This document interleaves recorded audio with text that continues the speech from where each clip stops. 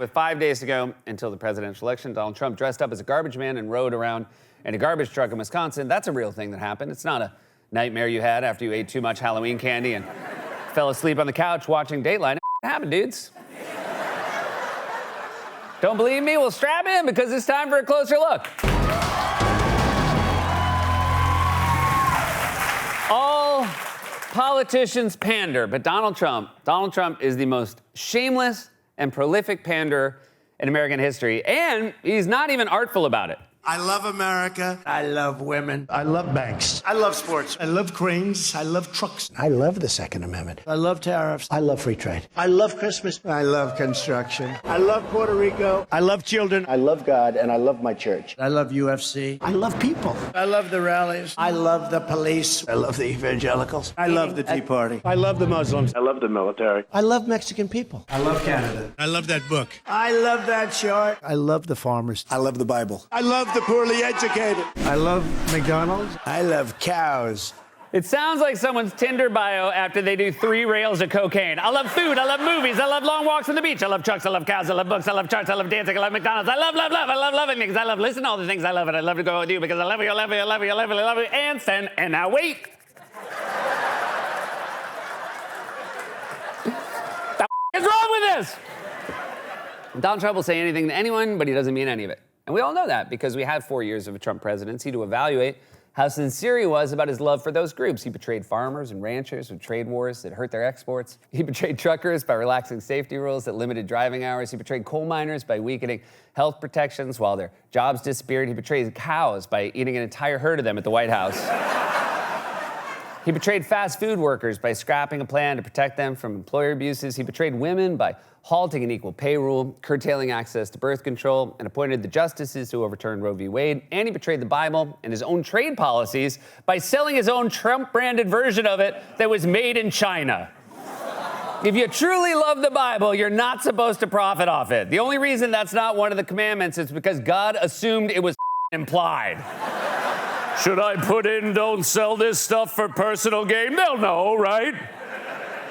I'd love to keep it at around 10. And one of Trump's favorite pandering tactics is playing dress up. He loves putting on a costume. In 2016, he put on a coal miner's helmet and pretended to use an invisible shovel. As president, he put on a Stetson hat and pretended to be a big old cowboy. Played around in a big rig like a 5-year-old waiting for his parents at a car dealership. He showed up to a speech in a flight jacket and an admiral's cap, and most recently staged a photo op at McDonald's where he learned what it's like to be a fry cook by having someone else tie his apron on. You know, the way all fast food workers do.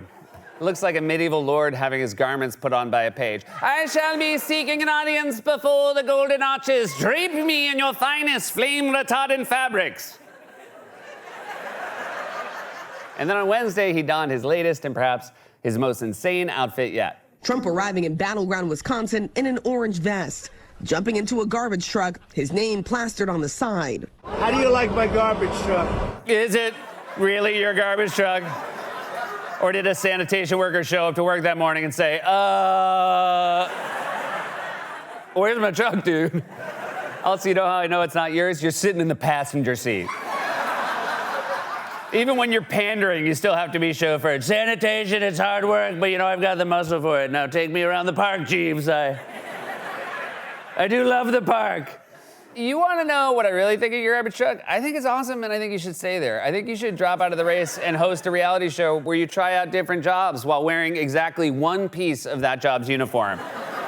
You could do fry cook, trucker, sanitation worker, cowboy, Air Force pilot, and of course, who can forget this? I want to be a whale psychiatrist. You can do it all, my man. You can do it all. If he would just renounce politics and plead guilty to his crimes, he could go back to being a TV moron whose mind is blown whenever he learns a very basic fact about a very common job. You never even touch it, huh? Exactly. I was always wondering, wow, that's pretty good. Never touches the human hand. Very good. Very Nice good. and full. Thank you. Never touched by a human hand. Nice and clean. Of course, my hands are nice and clean. You thought they were touching the fries with their hands? The scalding hot fries. And you were still eating them this whole time. What did you learn by pretending to be a garbage man? You know, the garbage men, they don't eat the trash. A lot of people assume that's where it goes, but they actually put it in the back of the truck and then the truck eats it. That's his true calling, being dumb on TV. In fact, even after he did the McDonald's stunt, he still couldn't explain how the fries were made. Those French fries were good. They were good. They were right out of the, they were right out of whatever the hell they make them out of. I'll give you a hint. It's not the Frencher. You don't know what it's called. Were you paying any attention at all? What was going through your mind when they were giving you a tour of the kitchen? When I grow up, I want to be a garbage man. But Trump's garbage truck stunt, it will not surprise you, did not go as planned. For one thing, he nearly ate getting into the truck in the first place. I mean, in fairness, it's the first time of his life he's ever opened a door for himself. Remember the Access Hollywood tape when he almost got trapped inside the bus? A little bit down below. Pull the handle.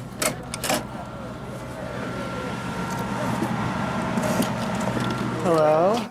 That was 2005. It's been 19 years. He still doesn't know how to open a door. And yet, Trump's boosters in right-wing media saw that clip. They thought it was awesome. And today in Wisconsin, take a look at that. This may go down as an iconic, epic moment that we will remember for a long time. I mean, it might, but not for the reasons you're thinking. Donald Trump is so feeble and infirm. He looks like he's slipping on ice in 65-degree weather. Like, he was wearing invisible roller skates. Can you imagine this happening on the other side? Like if an anchor on MSNBC played that clip of Biden falling on the stairs to Air Force One and said, "What we're seeing, ladies and gentlemen, is true leadership. As he makes his ascent, only one word comes to mind: epic." Epic.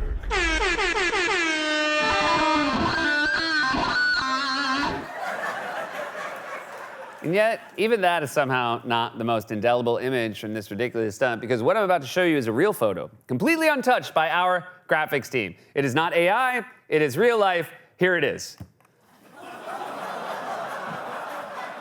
You know, when this dude first ran for president back in 2015, we were all guilty of making jokes about how he looked like a traffic cone, but then we came to our senses. We started focusing on what a unique threat his policies were to this country. With that said, me, does he look like a traffic cone in this picture? Also, not his fault where they put the microphone, but he looks like a traffic cone with a Wookiee's. And is his face also wearing a reflective vest? And what's with the white circle? Before this was taken, did you eat like 100 powdered donuts? That's a real-ass undoctored photo, you guys. And if you thought this fever dream couldn't get any more surreal, you were wrong, because he kept the vest on for his rally, where he made a series of unhinged and creepy remarks. Kamala made a speech with a lot of paid audience. They had a lot of paid audience. They came in buses, the same buses, all those same buses. You know what that means? They bus people in. She loves transgender operations all over the place. Everybody should have one. I want to protect the women of our country. I want to protect the women. Sir, please don't say that. Why? They said, we think it's very inappropriate for you to say. So why? I'm president. I want to protect the women of our country. I said, well, I'm going to do it whether the women like it or not. This is how hard it is to be a woman in America. You're just walking down the street, minding your own business, and a man dressed like, but not an actual garbage man, says he's going to protect you whether you like it or not.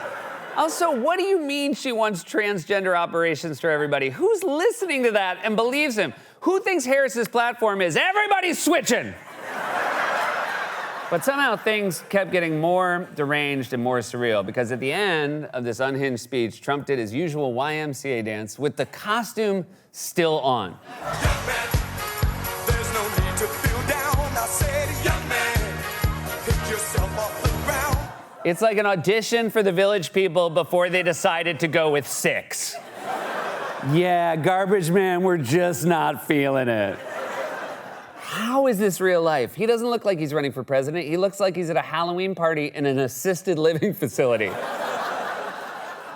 Which brings me to the last thing I want to say about this. Donald Trump could never make it as a sanitation worker. It's a tough job with actual stakes, genuine responsibilities, and no amount of cosplaying can make up for the fact that he'd be really bad at it. He wouldn't last a day. If Trump was a sanitation worker in New York City, we'd have garbage piled higher than the Empire State Building, as opposed to what we currently have, which is only half as tall.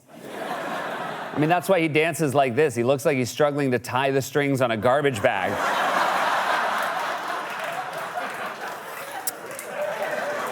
But this brings me back to where we started, the central lie of Donald Trump's political career, that he's a populist and everyman, a champion of the working class. It's a fraud. He cozied up to the world's richest people, promised them free reign over the government if he wins, said he'll give them another huge tax cut, larger than the last one he gave them. He's palled around with them at steakhouses and exclusive clubs, glitzy Palm Beach fundraisers, and offered them special treatment in exchange for $1 billion. But his lackeys, they want you to think he dressed up in costumes because he's a regular Joe, just like you. He was interacting with people. He was talking to the employees. He was giving people food. And he was just being, I think, what he does best, which is just being among the people, talking to them about what they care about. He showed, I think, genuine interest in the employees and their lives and where they came from and what they were actually doing in their job. And that's something you can't stage and you can't fake. That is just the genuine person that Donald Trump is. He didn't remember what they made the fries in.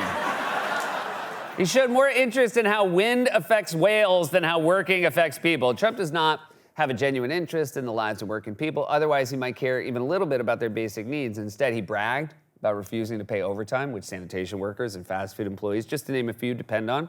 He laughed with the world's richest man about firing workers who strike with their unions, like the ones coal miners and auto workers belong to. During his presidency, corporate profits soared while manufacturing jobs declined, and 3 million Americans lost their health insurance.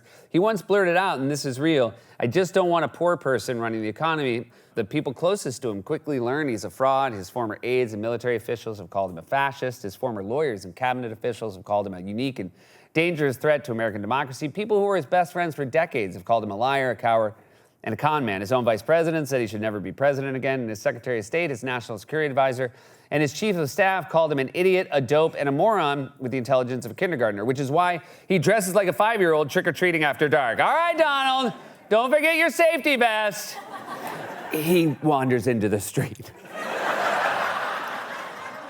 As we speak, the world's richest man is spending untold sums to get him elected and tricking people into campaigning for him, while the Republican Speaker of the House suggests that if Trump wins, they'll once again try to repeal Obamacare. This is the one discernible through line of Trump's presidency in his 3 campaigns. Billionaires will flourish, while regular people will suffer. His promises are worth no more than whatever you'd find in the back of a Garbage truck. This has been A Closer Look.